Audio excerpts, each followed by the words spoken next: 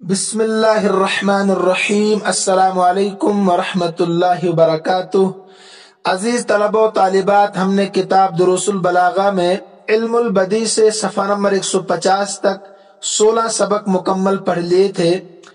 آپ کو یاد ہوگا ہم نے پڑھا تھا کہ جو کلام مقتضی حال کے مطابق ہو، کلام مقتضی حال کے مطابق علم المعانی سے ہوتا ہے، اور جو کلام ظاہر الدلالہ ہو تو کلام ظاہر الدلالہ علم البیان سے ہوتا ہے۔ اب ایسے کلام کو اگر آپ خوبصورت بنانا چاہتے ہیں، خوبصورتی پیدا کرنا چاہتے ہیں ایسے کلام میں، تو اس کے لیے علم البدیع کی ضرورت پڑتی ہے، جس کو ہم پڑھ رہے ہیں آج۔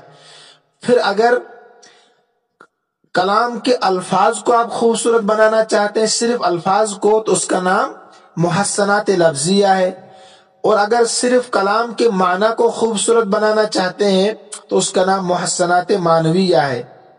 پتہ چلا کہ علم البدیع کی دو قسمیں ہیں، محسنات لفظیہ اور محسنات معنویہ۔ محسنات معنویہ کی کل 21 قسمیں ہیں، ان میں سے ہم 17 قسموں کو تفصیل کے ساتھ پڑھ چکے ہیں۔ آج ہم 18ویں قسم کو شروع کرنے جا رہے ہیں۔ کتاب میں دیکھیں صفحہ نمبر 150 کی شروع میں تاکید الذم بما یشبہ المدح، اس سے پہلی والی قسم جو ہے اس کے بالکل برعکس الٹا ہے یہ، اس لیے سمجھنا آسان ہوگا آپ کے لیے۔ وہاں تھا تاکید المدح بما یشبہ الذم، یہاں تاکید الذم بما یشبہ المدح۔ ذم کس کو کہتے ہیں؟ جس میں کسی کی برائی بیان کی جائے، اور مدح جس میں تعریف ہو، ایک دوسرے کے اپوزٹ ہے۔ مذمت کی تاکید لانا ایسے الفاظ کے ساتھ جو مدح کے مشابہ ہوں۔ اس کی دو قسمیں، ضربان ایضاً، دو قسمیں اس کی بھی۔ پہلی قسم کیا ہے کہ مدح کی صفت منفیہ میں سے، ترجمہ آخر سے دیکھیے، مدح کی صفت منفیہ میں سے صفت ذم کو الگ کر لیا جائے، ان یستثنى، الگ کیا جائے، من مدح منفیت، مدح کی صفت منفیہ میں سے صفت ذم، صفت ذم کو الگ کیا جائے، علی تقدیر دخولها فیہا، تقدیر کے معنی فرض کرنا، مان لینا، صفت ذم کے مدح کی صفت منفیہ میں داخل ہونے کی تقدیر پر، انہیں مان لیا جائے۔ اس کو آپ مثال سے سمجھیں گے بخوبی۔ دیکھیے کتاب میں جو مثال ہے، فلان لا خیر فیہ، یہ منفی صفت مدحیہ ہے۔ دیکھیے خیر بظاہر یہ مدح ہے نا، جب شروع میں لا گئے تو منفی بن گئی، تو لا خیر فیہ یہ منفی صفت مدحیہ ہے، اور یتصدق بما یسرق، اس سے صفت ذم کا استثناء کیا گیا ہے۔ یتصدق بما یسرق کا لا خیر فیہ سے استثناء، اس کو الگ کیا گیا ہے۔ کیسے؟ مثلا میں آپ سے کہہ رہا ہوں کہ فلاں آدمی جو اس میں کوئی بھلائی نہیں ہے، تو یہ ایسی صفت ہے جو منفی ہے اور مدحیہ ہے۔ منفی اس لیے کہ میں کہہ رہا ہوں لا نہیں ہے، خیر فیہ تو خیر یہ مدح کی صفت ہے کہ نہیں، تو لا خیر فیہ جب میں کہوں تو آپ سمجھیں گے کہ اس میں کوئی بھی بھلائی نہیں ہے، اچھا بالکل ناکارہ انسان ہے، اس کا نام کیا ہے؟ منفی صفت مدحیہ ہے یہ۔ پھر جب میں ساتھ میں کہوں الا، تو آپ سمجھیں گے، آپ سوچنے لگیں گے کہ شاید کوئی نہ کوئی صفت ہوگی اس میں اچھائی والی بھی، ہے نا؟ تو الا سے آپ یہ سمجھے کہ اب کوئی نہ کوئی صفت اس میں ہے، تبھی تو میں نے الا کہا۔ اسی کا نام ہے بما یشبہ المدح، بما یشبہ المدح، کہ آپ سمجھنے پر مجبور ہو گئے کہ اس میں کوئی اچھی صفت ہوگی، لیکن میں نے آگے کہا انہ یتصدق بما یسرق، کہ وہ صدقہ کرتا ہے، بے شک وہ صدقہ کرتا ہے، بما اس مال میں سے، یسرق جو چراتا ہے۔ تو بظاہر جو صفت مد لگ رہی تھی، یعنی مدح کے مشابہ لگ رہی تھی نا صفت، حقیقت میں وہ بھی مذمتی ہے۔ اسی لیے کہا نا تاکید الذم، پہلے جو ذم کی صفت لائے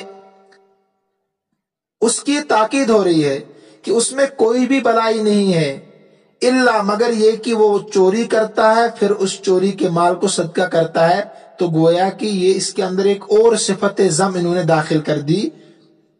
اسی کا نام کیا ہے؟ تاکید الضم بما یشبہ المدح. آگے دیکھیں دوسری قسم اسی کی، والثانی ان یثبت لشیء صفت ضم، کہ ثابت کیا جائے کسی صفت ضم کے لیے، این یثبتا کہ ثابت کیا جائے لشیء کسی چیز کے لیے صفت ضم، یعنی آپ کسی کی ایک برائی بیان کریں آسان لفظوں میں. وَيُؤْتَى بَعْدَهَا، لیکن لایا جائے اس کے بعد بِأَدَاةِ استثناء، حرف استثناء کے ذریعے سے. حرف استثناء، ادا کا ترجمہ یہاں حرف استثناء کے ذریعے سے، تلیہا جو اس کے فوراً بعد ہو، تلیہا کے معنی فوراً بعد ہونا، صفت ضم اخرى ایک دوسری صفت ضم. یہ بالکل آسان ہے، آپ مثال میں دیکھیے، هو الکلب الا ان فیہ ملالۃ وسوء مراعات وما ذاک فی الکلب. اس میں الفاظ دیکھیے آپ پہلے، مل یمل کے معنی مل یمل ملالتن، یہ سمیع اسم و باب سے ہے. اکتانا، اکتانا بے ثبات ہونا، مل یمل سے. اس کے بعد کیا ہے؟ سو جانتے آپ برائی کو کہتے ہیں. مراعاتن، راعا یراعا مراعاتن مفاعلتن سے ہے حفاظت کرنا، کلب کتا ہے. آپ کہہ رہے ہیں کسی کے بارے میں، یا میں آپ سے کہہ رہا ہوں کہ هو الکلب، وہ کتا ہے، یعنی وہ انسان کتا جیسا ہے، تو آپ کیا سمجھے کہ میں اس کی مذمت بیان کر رہا ہوں؟ گویا کہ اس کی ایک مذمت میں نے بیان کی، صفت ضم میں نے بیان کی، وہ کتا ہے. جب میں نے کہا اللہ، تو آپ سمجھ رہے ہوں گے، آپ کے عقل شریف میں آ رہا ہوگا کہ شاید کتا تو ہے مگر کوئی نہ کوئی خوبی بیچارے کے اندر ہوگی ہی. لیکن میں نے ایسے الفاظ استعمال کیے کہ جو مدح کے مشابہ ہے. پھر جب آپ نے غور کیا الفاظ کے معنی پر تو آپ کو لگا کہ نہیں، یہ تو اور ہی زیادہ مذمت ہو رہی ہے. اسی کا نام ہے تاکید الضم بما یشبہ المدح. میں نے کہا الا، مگر یہ کہ ابھی تک آپ سمجھ رہے ہیں تعریف ہوگی، ان فیہ ملالتن، اس میں بے ثباتی اور بے حفاظتی ہے، یعنی اس میں، اس انسان میں بے ثباتی اور بے حفاظتی بھی ہے. وہ سوء مراعاتن کا ترجمہ بے حفاظتی، یہاں پر ملالتن کے معنی بے ثباتی، ثابت قدم نہ رہنا یہاں پر. وما ذاک فی الکلب، اور یہ چیزیں یعنی بے ثباتی اور بے حفاظتی کتے میں نہیں ہے. تو اب تو حد ہی ہوگی نا مذمت کی، کہ دیکھیں کیا کتے کے اندر کم سے کم یہ صفت تو ہوتی ہے، کھاتا پیتا کسی گھر میں ہے، ایک تو وہاں گھر چھوڑ کر نہیں جاتا ہے، نمبر 2 اس گھر کی حفاظت بھی کرتا، رات پہرے بھی دیتا ہے وہ کتا. تو اس انسان کے اندر تو یہ خصلت بھی نہیں ہے. تو اب یہاں مذمت کی انتہا ہو گئی. اسی کا نام ہے تاکید الضم بما یشبہ المدح. جب میں نے شروع میں کہا هو الکلب، وہ کتا ہے، الا جب میں نے کہا تو آپ سمجھ رہے ہیں کہ کوئی نہ کوئی تعریف ہوگی، الفاظ ایسے ہیں. پھر جب آپ نے غور کیا الفاظوں پر، پتا چلا کہ اس کی زیادہ ہی آپ مذمت بیان کر رہے ہیں.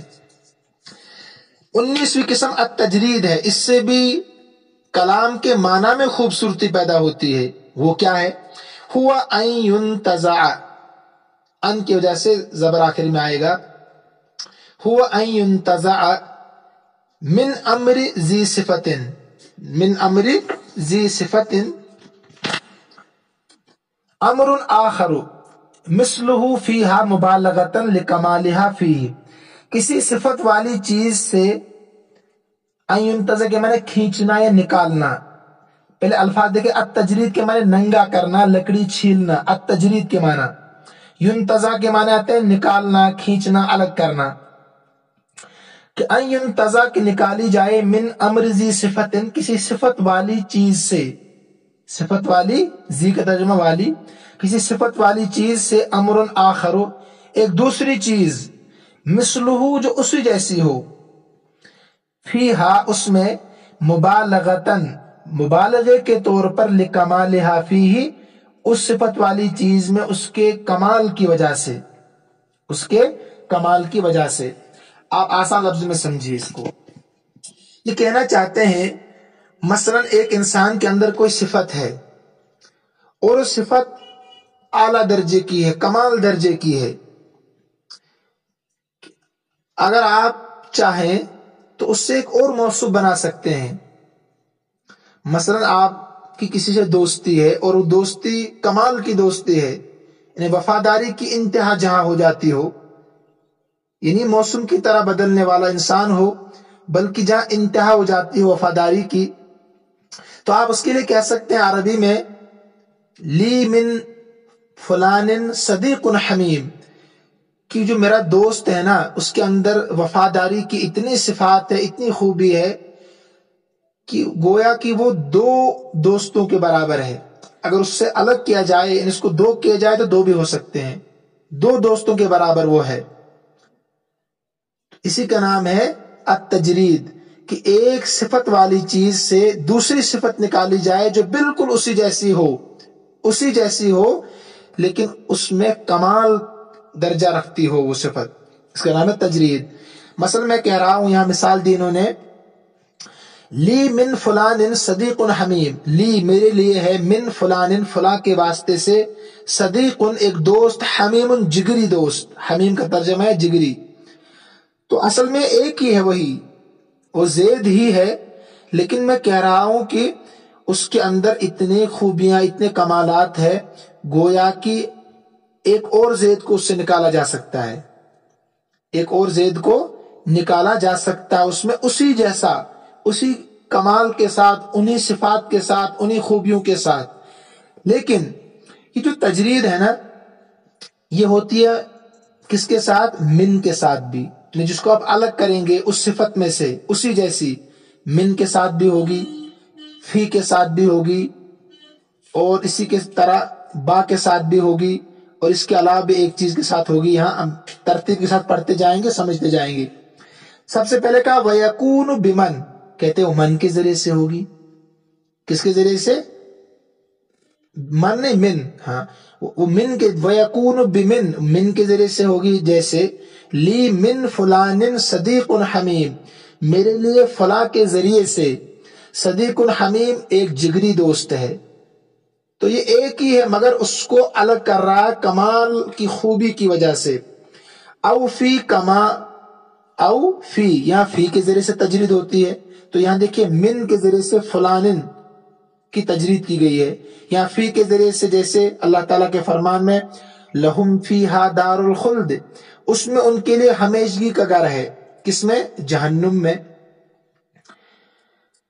تو یہاں جو ہے نا ہا، فی کو داخل کیا نا ہا پر، ہا سے مراد یہاں ہے جہنم، تو جہنم ایک گھر ہے نا، لیکن وہ گھر اتنا سخت ہے، اتنے عذابات اس میں ہیں، عذاب علیم، دردناک عذاب ان میں ہے، تو گویا کہ اس سے اگر الگ کر دیا جائے دوسرا گھر تو وہ بھی بن سکتا ہے، تو یہاں الگ کر کے دینا دار الخلد، اتنا کہنا چاہتا ہے لہم فیہا الخلود، اس میں ان کو ہمیشہ رہنا ہے، لیکن یہاں تجرید کی اس میں عذابات کے کمالات ہونے کی وجہ سے کہ بڑے سخت عذاب ہے، اللہ ہم سب کی حفاظت فرمائے، بے انتہا عذابات اس میں ہوں گے اور بہت سخت عذاب ہوں گے، تو یہاں الگ کر دیا۔ جو ہا سے مراد ہے نا دار، جہنم، اور اس سے ایک الگ دار نکالا دار الخلد، کہا کہ ہمیشگی کا گھر ہے، اسی کا نام ہے تجرید۔ لہم فیہا، یعنی اس گھر میں، اس دار میں، ہا سے مراد دار ہے، پھر اس کو الگ بھی کیا دار الخلد، لہم فیہا، اس میں جہنم میں ایک دار ہے، وہ بھی دار الخلد، ہمیشگی کا گھر ہے، ٹھیک ہے۔ اول با، یا با کے ذریعے سے تجرید ہوتی ہے، یہاں فی تھا نا تو فی ہا، ہا پر یہاں تھا فی داخل، اس سے مراد دار ہے، آگے پھر الگ دار کیا، جیسے اوپر من فلان، تو فلان سے ہی آگے حمیم صدیق ہے، صدیق حمیم آگے ہے فلان سے ہی۔ یا با کے ذریعے سے تجرید ہوتی ہے، جیسے لئن سألت فلانا لتسألن به البحر، اگر آپ فلاں سے سوال کرو گے تو گویا کہ آپ اس کے ساتھ سمندر سے سوال کرو گے۔ بالکل آسان سمجھ رہے ہوں گے آپ، یعنی فلاں انسان اتنا سخی ہے، سخاوت کے اتنے کمالات، اتنی خوبیاں اس کے اندر ہے کہ مال اس کے پاس باقی رہتا ہی نہیں ہے، کہ گویا کہ اگر آپ زید سے مال کا سوال کرو گے گویا کہ آپ سمندر سے سوال کر رہے ہو، تو زید الگ ہے اور سمندر الگ ہے، اتنے کمالات اس کے اندر ہے کہ گویا کہ سمندر سے آپ سوال کریں، دو چیزوں سے آپ سوال کر رہے ہو، زید سے بھی اور سمندر سے بھی۔ تجرید یہ نا الگ کرنا، گویا کہ آپ زید سے الگ سوال کر رہے ہو اور سمندر سے الگ سوال کر رہے ہو، اس لیے کہ سمندر کی طرح خوبیاں زید کے اندر ہے، تجرید نام ہے اس کا۔ نمبر 4، او بمخاطبت الانسان نفسہ، یا انسان کا اپنی ذات سے مخاطب ہونا۔ دیکھیے میں متکلم ہوں، آپ مخاطب ہے، میں مخاطب ہوں، آپ مخاطب ہے، تو میں متکلم ہوں، آپ سامعین ہیں، آپ مخاطب ہے، تبھی میں آپ سے بات کر رہا ہوں نا۔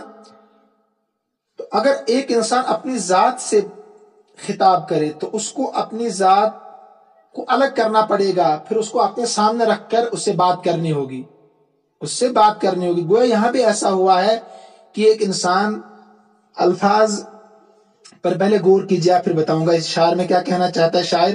خیل جمع خیول، گھوڑے، اس کے بعد ہے اہدا یودی اہدا ان، باب افعال سے ہدیہ کرنا، یہ جانتے ہیں آپ۔ فل یسعد، اسعد یسعد اسعاد، باب افعال سے مدد کرنا، نطق مانے بولنا، حال حال جانتے ہیں آپ۔ دیکھیے شاعر کہنا چاہتا ہے کہ جس سے مجھے محبت ہے، تو تقاضا تو یہ تھا کہ میں اس سے محبت کا اظہار کروں انعامات دے کر، داد و دہیج دے کر، گھوڑے دے کر، مال دے کر، لیکن نہ میرے پاس مال ہے نہ میرے پاس گھوڑے ہیں، تو اب میں کیا کروں؟ یہ پریشان ہے۔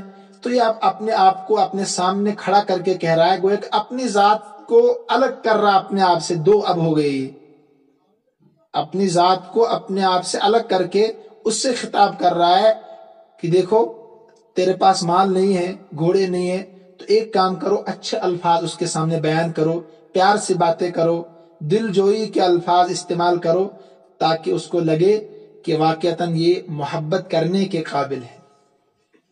دیکھیے اب الفاظ، ترجمہ، لا خیل عندک، تیرے پاس گھوڑے نہیں ہے، تو اپنے سامنے اپنی ذات کو رکھ کر کہہ رہا، تجرید تبھی ہوگی نا جب ایک چیز کو ایک چیز سے الگ کیا جائے، ایک چیز سے اس کی صفت کے ساتھ اس کو الگ کیا جائے۔ لا خیل عندک، تیرے پاس گھوڑے نہیں ہے، تہدیہا، جن کو تو ہدیہ دے، ولا مال، اور نہ تیرے پاس مال ہے، پھر کیا کرے گا؟ فلیسعد النطق ان لم تسعد الحال، تو چاہیے کہ قوت گویائی، نطق سے مراد قوت گویائی، بولنے کی طاقت، چاہیے کہ قوت گویائی مدد کرے، فلیسعد، مدد کرے، النطق، قوت گویائی، ان لم تسعد الحال، اگرچہ مالی حالت مدد نہ کرے، اگرچہ مالی حالت مدد نہ کرے۔ تو یہاں آپ سمجھ گئے ہوں گے۔ او بغیر ذالک، پہلے انہوں نے کہا کس سے؟ من کے ذریعے سے تجرید ہوتی ہے، اس کے بعد کہا فی سے تجرید ہوتی ہے، اس کے بعد کہا کبھی انسان اپنی ذات با سے تجرید ہوتی ہے، اور اس کے بعد کہا کبھی کبھی انسان خود اپنی ذات کے ساتھ مخاطب ہوتا ہے۔ اب آخری قسم یہ ہے کہ وہاں ان چار چیزوں میں سے کوئی چیز نہیں ہوتی، بغیر کسی چیز کے تجرید ہو جاتی ہے۔ دیکھو کیسے کہتا ہے، الفاظ اس میں کیا ہے؟ رحل یرحلو کے معنی تھے کوچ کرنا، سفر سے واپس لوٹنا یا سفر کی طرف نکلنا، دونوں معنی۔ ہوا یہوی، ہوایتن جمع کرنا، ضرب یضرب سے غنائم، غنیمت کی جمع ہے۔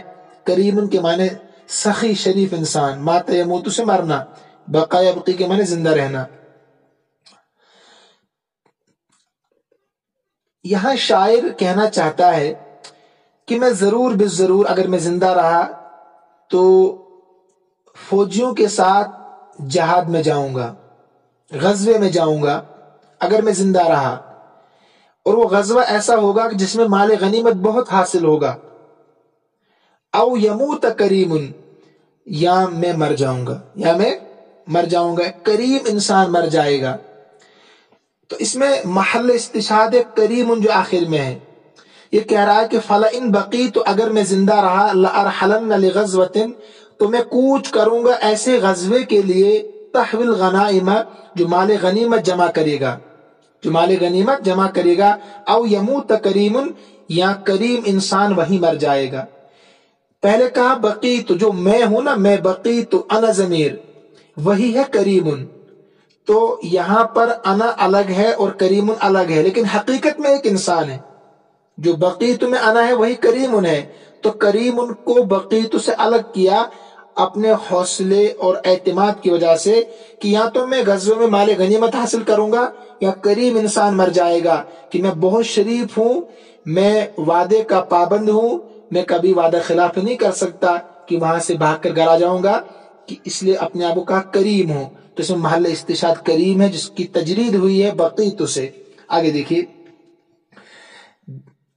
20ویں قسم کیا؟ حسن تعلیل۔ حسن تعلیل، حسن تعلیل کس کو کہتے ہیں؟ ہو ان یدعا لوصف، کہ دعویٰ کیا جائے کسی صفت کے لیے، علت، کسی ایسی علت کا، غیر حقیقیت فیہا، غیر حقیقیت جو غیر حقیقی ہو، جو غیر حقیقی ہو، لیکن فیہا غرابت، اس میں ندرت ہو، اس میں کیا ہو؟ ندرت ہو۔ ندرت کہتے ہیں انوکھے پن کو۔ جیسے عبد الرحمن قزوینی کا ایک شعر ہے، شعر سے پہلے، الفاظ سے پہلے آپ سمجھیے، پہلے زمانے میں جو خادم ہوتے تھے نا، ان کی پہچان یہ تھی کہ کمر پر ایک پٹا باندھتے تھے۔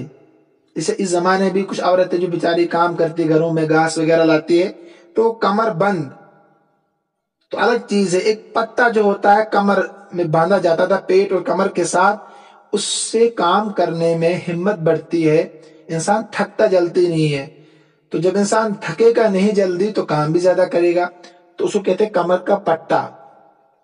تو پہلے جو خادم ہوتے تھے وہ یہ باندھتے تھے، ان کی علامت یہ تھی کہ یہ خادم ہے۔ سمجھے اس کو، تب آپ شعر سمجھیں گے۔ ان کی علامت ہوتی تھی کہ یہ خادم ہے، کمر پر پٹا باندھنے کی وجہ سے۔ تو یہ شاعر کہتا ہے، اپنی محبوبہ کی بے انتہا تعریف کر رہا ہے، کہہ رہا تمہیں پتا ہے کہ جو جوزہ ستارہ ہے نا، جوزہ ایک ستارہ ہے آسمان میں، اس کے ارد گرد بہت سارے ستارے ہوتے ہیں، اس کی کیفیت ایسی ہوتی ہے گویا کہ وہ ستارے اس کے کمر پٹے کے ساتھ ہے، اسے خادم کمر کا پٹا ہوتا ہے ان کا، کہتے ایسے ہی ایک ستارہ آسمان میں ہے جوزہ، اس کے ارد گرد ستارے ہوتے ہیں، وہ اس کمر کے پٹے کی طرح ہے گویا کی۔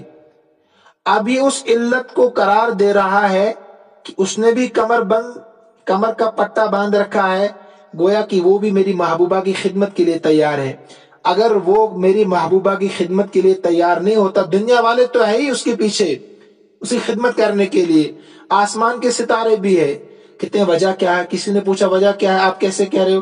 کہا کہ دیکھو، جب تم لوگ کمر میں پٹا باندھتے ہو تاکہ میری محبوبہ کی خدمت کرو گے، تو یہ علامت ہے اس ستارے نے بھی آپس میں، جو ستارے وہاں ہیں ارد گرد اس نے بھی ان کو پٹا بنا کر اپنے کمر میں باندھا ہے، وہ تیار ہے کہ میری محبوبہ کی خدمت کرے۔ اس کو علت قرار دیا، کمر پر بندھے ہوئے پٹے کو علت قرار دیا محبوبہ کی خدمت کے لیے، لیکن یہ غلط ہے، غیر حقیقی علت ہے۔ غیر حقیقی علت کیوں ہے؟ اس لیے غیر حقیقی علت ہے کہ یہ ذوی العقول نہیں ہے ستارہ، خدمت تو عقل مند لوگ کرتے ہیں، اگر ستارہ عقل مند ہوتا تو تب مان بھی لیتے آپ کی بات ہم، لیکن وہ تو غیر ذوی العقول ہے۔ ذوی العقول سے خطاب کیا جاتا ہے، وہ خدمت کرتے ہیں۔ پتا چلا کہ جو علت قرار دے رہا ہے کہ ستارے نے بھی پٹا باندھ کر رکھا ہے، اس کا مطلب خادموں کی طرح وہ بھی خدمت کرنے کے لیے تیار ہے، ایسی علت جو غیر حقیقی ہے، لیکن ہاں اس میں ایک انوکھا پن ہے، ندرت ہے نا، انوکھا پن کہ ستارہ ایک جوزہ ستارہ ہے، حقیقت ہے یہ نہ، آسمان میں ایک ستارہ ہے جوزہ، اس کے ارد گرد بہت سارے ستارے ہوتے ہیں، وہ ایسا ہی لگتا ہے جیسے کہ اس نے کمر میں پٹا باندھ رکھا ہو، مگر ہے تو وہ، لیکن یہ اس کی محبوبہ کی خدمت کے لیے تو نہیں نہ ہے، بلکہ وہ تو ایک الگ چیز ہے، اللہ کی منشا، اللہ کی قدرت ہے، تو اس میں ندرت ہے اس ستارے میں۔ اب الفاظ دیکھیے، پھر ترجمہ اشارہ کرتے ہیں۔ جوزہ آسمان کے ستارے کا نام ہے، آپ جانتے ہیں۔ عقد یعقد عقود، بندش، گرہ۔ عقد عقود کی جمع ہے، یہ بھی کہہ سکتے ہیں آپ، اس کے معنی گرہ، بندش۔ انتطق ینتطق، انتطاقن کے معنی آتے ہیں عورت کا پٹا باندھنا۔ منتطق جو نا آخر میں، انتطق ینتطق، انتطاق، عورت کا پٹا باندھنا کمر میں۔ الفاظوں پر غور کرنا آپ کے لیے بہت اہم ہے ترجمے کے مقابلے میں۔ ترجمہ دیکھیں آپ، لو لم تکن نیت الجوزاء، اگر جوزہ ستارے کی نیت نہ ہوتی خدمتہ اس کی محبوبہ کی خدمت کرنے کی، لما رأیت علیہا اقد منتطقی تو تم اس کی کمر پر بندھا ہوا پٹا نہ دیکھتے، تو تم اس کی کمر پر بندھا ہوا پٹا نہ دیکھتے۔ تو اس میں جو علت بتا رہا ہے نا کمر پر پٹا باندھنا، گویا کہ یہ علت ہے، میری محبوبہ کی خدمت کرنے کے لیے وہ تیار ہے۔ تو کہا کہ ایسی علت جو غیر حقیقی ہے، اس لیے کہ وہ غیر ذوی العقول ہے ستارہ، تم جس کی طرف منسوب کر رہے ہو علت، تو یہ غیر عقول کی طرف کر رہے ہو، یہ درست نہیں ہے، غیر حقیقی علت ہے، مگر اس میں ندرت ہے۔ 21ویں آخری قسم دیکھیں، ائتلاف اللفظ مع المعنی۔ ائتلاف اللفظ، ائتلاف کہتے ہیں کس کو؟ مانوس ہونے کو، کسی سے قریب ہونے کو ائتلاف بھی کہا جاتا ہے۔ ائتلاف اللفظ مع المعنی کیا ہے؟ کہتے ہیں الفاظ کو معنی کے موافق لانا، بلاغت کی اصطلاح میں ہوا ان تکون الالفاظ موافقتا للمعنی، کہ آپ الفاظ معنی کے موافق لائیں۔ کیسے مطلب؟ کہتے ہیں فتختار الالفاظ الجزلۃ والعبارۃ الشدیدۃ للفخر والحماسہ۔ اس طرح کے قسم پیچھے بھی آپ پڑھ چکے ہیں۔ اس لیے فصیح الفاظ اور سحر انگیز عبارتیں فخر اور بہادری کے لیے ہیں، اسی لیے فتختار الالفاظ انتخاب کیا جاتا ہے ان الفاظ کا، کن الفاظ کا؟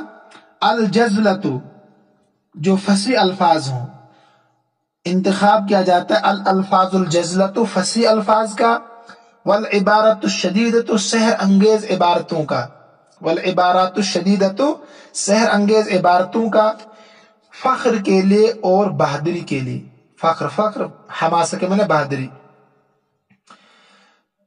والکلمات الرقیقۃ، اور نرم الفاظ، والعبارۃ اللیینۃ، نرم الفاظ دلکش عبارتیں، والعبارۃ اللیینۃ، دلکش عبارتیں، للغزل، کس کے لیے؟ غزل کے لیے ہے، ونحوہ، اور اس جیسی اور مضامین کے لیے۔ جیسے بشار بن برد کا شعر ہے، انہیں جیسے آپ الفاظ لائیں ایسے ہی معنی ہونا چاہیے، معنی کے موافق الفاظ۔ یہاں دیکھیں پہلے بہادری اور فخر کے لیے الفاظ کیسے لائے ہیں۔ بشار بن برد کا شعر ہے، اذا ما غضبنا غضبة مزریة، اس میں الفاظ کو مشکل نہیں ہے۔ غضب یغضب آپ جانتے ہیں غصہ ہونا، مزریہ یہ قبیلہ ہے ایک، غضبتاً یا مصدر ہے۔ اس کے بعد حتا کہاں؟ حتا کا یحتک، ضرب یضرب سے کہ مناتے ہیں پھاڑنا، چاک کرنا۔ حجاب جمع احجبتن، پردہ۔ اعار یعیر عیارتن، باب افعال سے عاریت پر لینا، عاریت پر لینا یا دینا۔ ذرا کے معنی آتے ہیں چوٹی، بلندی، اس کی جمع آتی ہے ذروتن۔ یہ کہتا ہے شاعر، اذا ما غضبنا، جب ہم غصہ ہوتے ہیں، کیسے غصے؟ غضبتاً مزریتاً، قبیلہ مزریہ کی طرح غصہ ہونا۔ جب ہم غصہ ہوتے ہیں قبیلہ مزریہ کے غصے کی طرح، یعنی غصے میں چور چور ہوتے ہیں۔ ہتکنا، ہم پھاڑتے ہیں، چاک کرتے ہیں، حجاب الشمس، سورج کے پردے کو، او قطر الدم، یہاں تک کہ اس سے خون بہہ پڑے۔ یا تو ہم سورج کے پردے کو ہی ختم کر دیتے ہیں، یا ہم اس وقت تک لڑتے ہیں کہ اس سے خون ٹپکے۔ تو الفاظ بھی خطرناک ہے نا، کتنے خطرناک الفاظ، اور معنی بھی زبردست ہے، جرت کے معنی ہے، بہادری کے معنی ہے۔ تو جیسے معنی ایسے الفاظ خطرناک ہے، آپ خود سمجھ رہے ہوں گے۔ آگے دیکھیں، وَإِذَا مَا عَارْنَا سَيِّدًا مِّن قَبِيلَةٍ ذُرَيْ مِنبَرٍ، جب ہم کیا کرتے ہیں، جب ہم کسی قبیلے کے سردار کو ممبر عارض پر دیتے ہیں، ممبر کی بلندی، ذرعی ممبرن، ممبر کی بلندی، ابھی بتایا میں نے آپ کو۔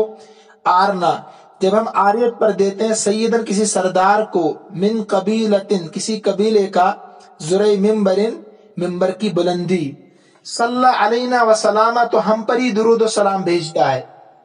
یہ بھی خطرناک الفاظ ہے کہ اگر ہمارے گھر میں کوئی آ جاتا ہے کچھ دیر کے لیے، مہمان بنتا تو اس کو ہم کرسی تو دیتے ہیں مگر وہ عارض پر ہوتی ہے، دائمی نہیں ہوتی ہے، تو اس وقت بھی ہمارے گن گاتا ہے، چاپلوسی ہماری کرتا ہے، جیسے اس زمانے میں ہوتا ہے۔ یا اس کا معنی یہ بھی ہو سکتا ہے کہ جب ہم کوئی چیز کسی کو دیتے ہیں، کسی قبیلے کے سردار کو عاریت پر دیتے ہیں، تو وہ وہاں چیز کی تعریف نہیں کرتا بلکہ وہ ہماری تعریف کرتا ہے۔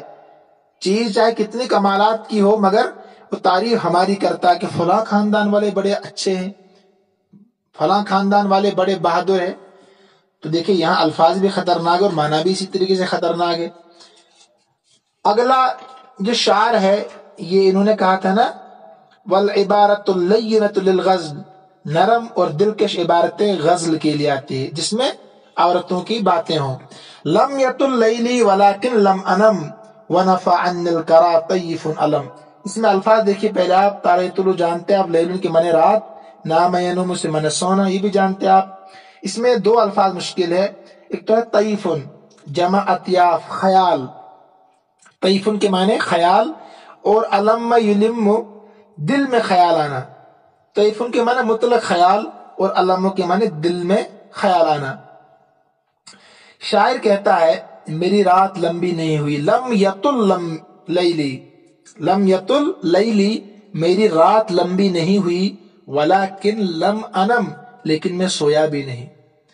جب رات لمبی نہیں تو سویا کیوں نہیں؟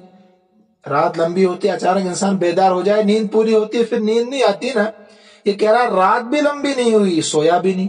مختصرات میں نیند زیادہ آتی ہے کہ نہیں؟ پھر ہوا کیا؟ کہتا ہے محبوبہ کے فراق میں کروٹیں بدلتے رہا، اس کو سوچتا رہا، تو رات گزر گئی پرسکون حالت میں، خیالات میں۔ وَنَفَعَ عَنِّ الْكَرَا، محبوب کے تصورات و خیالات نے میری نیند ہی اڑا دی۔ نفع اڑا دی، انی مجھ سے، الکرا نیند ہی، کس نے؟ طیفن خیالات نے، علم دل میں جو خیالات اور تصورات آ رہے تھے۔ دیکھیں کتنے نرم الفاظ ہیں اور معنی بھی نرم ہے، غزل ہے نا تو الفاظ بھی نرم اور معنی بھی نرم۔ پھر ترجمہ دیکھیے اس کا، میری رات لمبی نہیں ہوئی، لم یطل لیلی ولیکن لم انم لیکن میں سویا بھی نہیں، ونفع عنی الکرا اور اڑا دی مجھ سے نیند، کس نے؟ طیف علم محبوب کے تصورات اور خیالات نے۔